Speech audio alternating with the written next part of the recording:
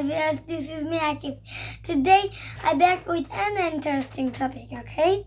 This is my calculator, okay? This calculator name is Matador. This is made by Matador, okay? And then I am going to teach you some function of this calculator, okay?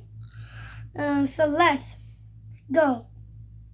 First, if you want to on it, then you should click on on, okay? This is on, I will on, then there, okay? Then if you want to off it, then how will you off? This is a very big question, okay?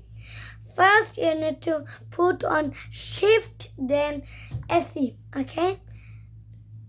I'm opening this one again, shift, and then SE, shift SE, then it will closed, okay? Then Show. key